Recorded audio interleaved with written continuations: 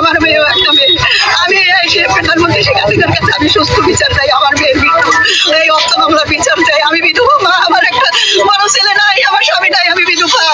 আমি আসামি তারেক বিশ্বাস, বেলাল, নাসিমা, এই তিনজনের আমি বিচার চাই। আমার মেয়ের হত্যার একমাত্র এরাই সব অবলম্বন। এই নাসিমা ওই তারেকের তালাকপ্রাপ্ত স্ত্রী, তাই আমার মেয়েরে নিয়ে ঘর সংসার করার পরে ওই মেয়েরে ওই আসছে। আর বেলালের কর্মচারী চামচা, আনুমানিক শোনা